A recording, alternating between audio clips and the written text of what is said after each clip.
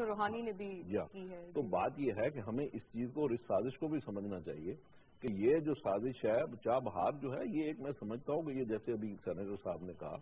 یہ spying activities ہوتی رہتی ہیں اور آئندہ بھی ہوتی رہیں گی. اور جو جس میرٹ پہ جس میگنیٹیوڈ پہ جس سائز کی جو چیز ہے اس کو اسی سائز کا ریئیکشن ہونا چاہیے اور اس کو وہیں کنٹین کرنا چاہیے, اتنا ہی کنٹین کرنا چاہیے. اس کے لیے اگر ہم بہت بڑا اسپیکٹرم اگر ہم کھول دیتے ہیں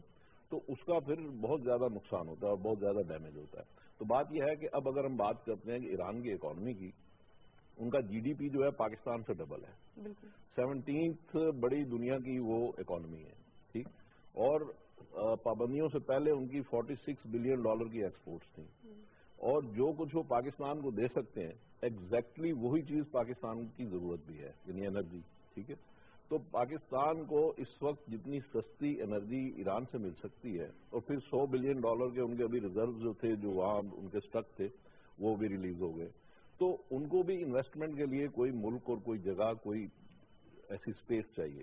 اور ہم وہ ساری چیزیں ان کو پرووائڈ کر سکتے ہیں. سر کیا آپ سیکنڈ کریں گے یہ Iran Pakistan gas pipeline والے ویو؟ میں جی اس کو بالکل سیکنڈ کروں گا, اور یہ چیز ہمیں کرنی چاہیے اس لیے کہ یہ ہماری ضرورت ہے. اور ابھی تقریباً 28 میگا واٹ تو انہوں نے ہمیں آفر بھی کیا کہ ان کے ایڈجسٹنٹ جو ایریاز ہیں پاکستانی ان کو امیڈیٹلی وہ پاور سپلائی کر سکتے ہیں. تو بات اسی لیے میں نے کہا کہ یہ ہماری ایگزیکٹ ریکوائرمنٹس ہیں, اور ہمیں ابھی اس وقت جیسے ہمارا ابھی پاک قطر ڈیل جو ہوئی ہے گیس کے حوالے سے,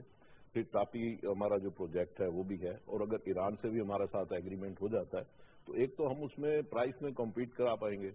ہمیں اس میں کاسٹ آف ڈوئنگ بزنس ہماری جو ہے وہ کم ہوگی. دوسرے یہ کہ اگلے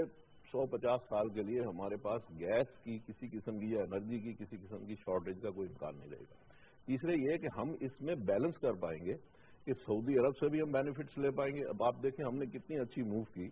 کہ ان دونوں ملکوں کا جو آپس میں کچھ چپکلش ہوئی تھی تو ہمارے پرائم منسٹر اور آرمی چیف فوراً وہاں پر گئے, اور انہوں نے جا کے فوراً اس چیز کو کوشش کی کہ اس کو کسی طریقے سے وہ فائر بریگیڈ کا کام کریں اور اس چیز کو صحیح کریں, اور دنیا نے اس کو سراہا بھی اور دونوں ملکوں نے بھی اس کو سراہا. تو یہ ہماری بہت اچھی ایفرٹس تھی, اور میں سمجھتا ہوں ہماری ڈپلومیسی کی بہترین یہ کامیابی تھی اور ایڈوانسمنٹ تھی. تو ان ساری چیزوں کے لیے میں سمجھتا ہوں کہ موجودہ گورنمنٹ ہماری جو ہے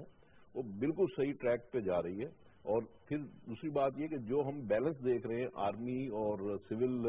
ریلیشن شپ کا, میں سمجھتا ہوں کہ اتنا بہترین بیلنس پہلے کبھی نہیں ہوا. تو یہ ساری چیزیں اس وقت پاکستان کی فیور میں جا رہی ہیں given to the situation of CPEC as well. یہ ساری چیزوں کو جب ہم اکٹھا کرتے ہیں, اور پاکستان کی اکانومی, پاکستان کا یوتھ, پاکستان میں اس وقت لا اینڈ آرڈر کی سچویشن, اور یہ ساری چیزیں سول ملٹری ریلیشن شپ, اور پھر دنیا کے ساتھ ہمارے ریلیشن شپ, پھر ہماری اکانومی, آئی ایم ایف نے بھی ہمارے اوپر کافی کانفیڈینس کا اظہار کیا ہے. تو یہ ساری چیزوں کو اگر ہم لے کے دیکھتے ہیں اوور آل تو اس میں ایک بڑی اچھی پوزیشن بنتی ہے. اور ہمیں اب مایوسی کو پھیلانے کی بجائے اور مایوسی سیل کرنے کی بجائے اب ہمیں کانفیڈینس کو سیل کرنا چاہیے اور آگے بڑھنے کی باتیں کرنی چاہیے. اور میں سمجھتا ہوں کہ اب ہماری نیشن کا وہ وقت آ گیا ہے کہ جب ہم اپنے یوتھ کو یہ تسلی دے سکتے ہیں کہ اب ہم ایک پراسپر قوم ہونے جا رہے ہیں, اور انشاءاللہ جو ہمارے لوگوں نے, بڑوں نے, بزرگوں نے جو پاکستان کے لیے ڈریم دیکھا تھا وہ انشاءاللہ. سینیٹر صاحب آپ اگری کریں گے اس